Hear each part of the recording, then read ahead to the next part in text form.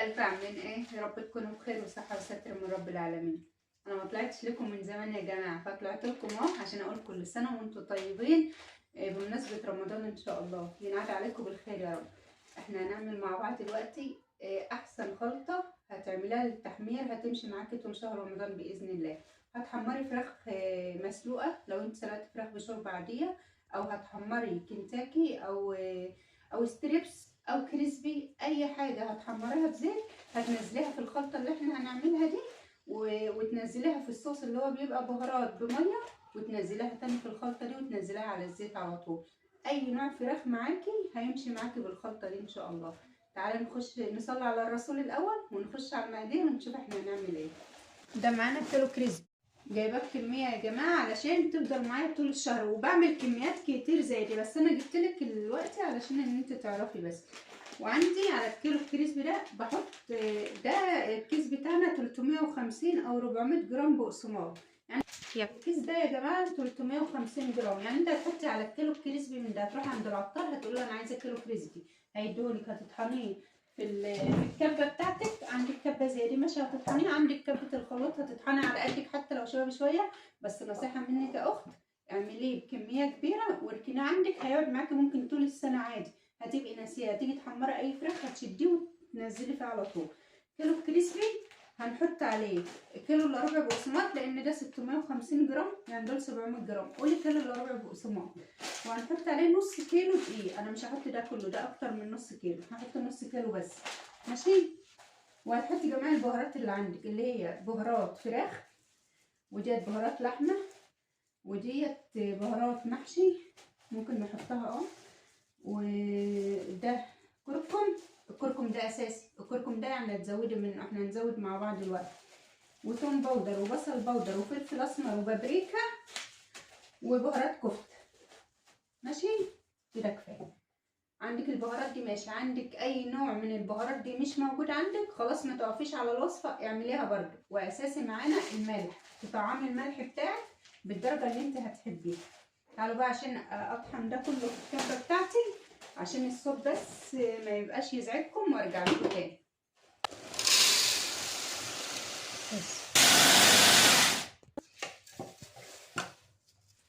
بس وبكده نبقى خلصنا الكبه المزعجه بتاعتنا، كتر خيرها برضو يا جماعه انها تشتغل معانا.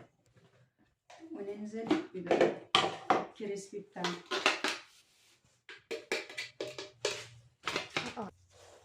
بقى معانا بالشكل ده كده يا جماعه. النوعيه دي انا عايزه كده، عايزاه يكون فيها حبيبات بسيطه كده، تكون ناعمه وفي نفس الوقت يبقى فيها الحبيبات دي. الحبيبات دي ليه بقى؟ عشان احنا لسه هنحط دي ولسه هنحط بقسماط، فكله هيشيل بعض. معانا دلوقتي كيسين البقسماط بتوعنا اللي هو الكيس 350 جرام، يعني الكيلو الكريسبي هنحط له كيلو الا ربع بقسماط بالشكل ده كده. ده كتير عن النص، تعالوا كده نوزن النص. ده كام؟ ده 800 جرام، هنحط منه 500 ونسيب 300 تاني في الكيس، ونرجع نحطه على الميزان تاني.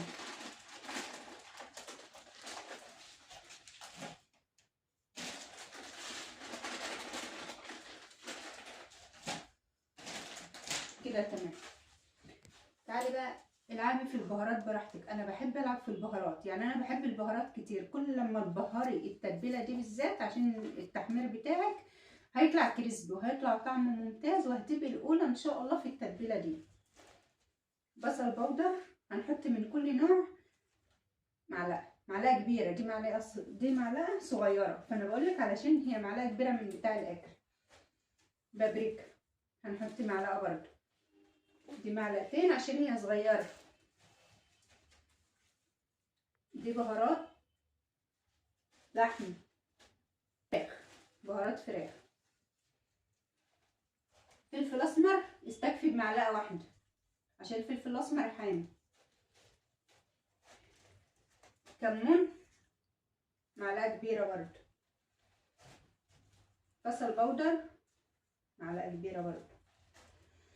دي السبع بهارات. السبع بهارات عشان بتبقى نفاذه قوي ما تحطيش منها معلقه كبيره، حطي منها نص معلقه بس عشان هي ريحتها نفاذه. دي بهارات محشي، طب انت بتحطي بهارات محشي في تتبيله الفراخ هتبقى تحفه. اعتمد الطريقه بس. ده كركم هنحط منه برده معلقه كبيره.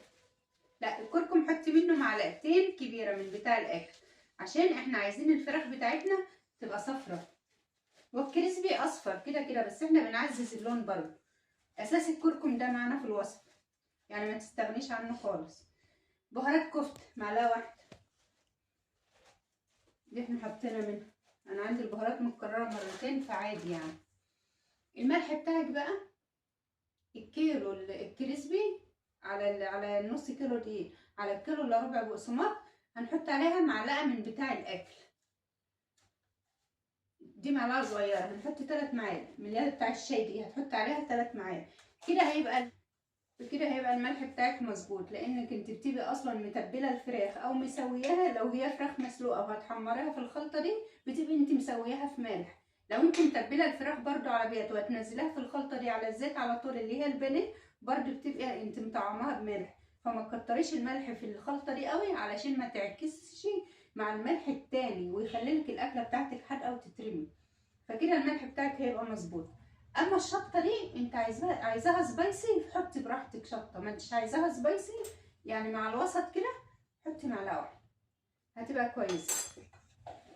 هنقلب ده كله كده مع بعضه. هنزل هنا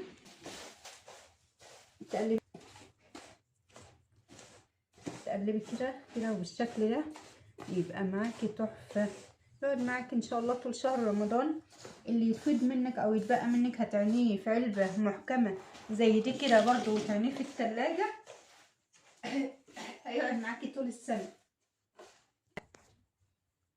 كده قلبنا كله كده مع بعضه.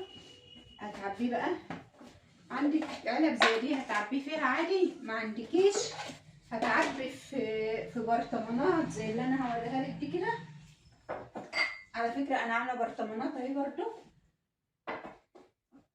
عامله برطمانات اهي وعيناها، علشان ده كله بحتاجه في التحمير في الشغل. عندك علب زي دي هتعبي فيها، عندك برطمانات زي دي هتعبي فيها، ما عندكيش حاجه خالص من دي برضو ما تشتريش. عندك جردل سمنه زي ده قديم هتعبي فيه، كل حاجه شغاله معاك.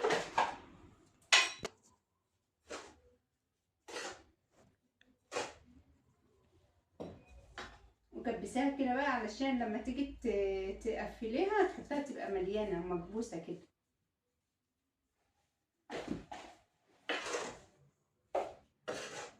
صليت على الرسول، صلى على الرسول وحط لي لايك للفيديو عليه الصلاه والسلام.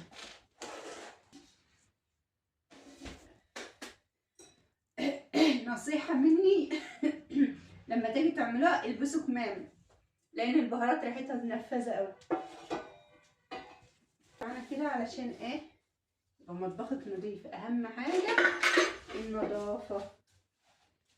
نعمل البهارات بتاعتنا ونرجع لكم بقى. وبكده نكون خلصنا التتبيله بتاعتنا. نغطيها بقى بالغطا بتاعك المحكم كده اللي هو مش ريح.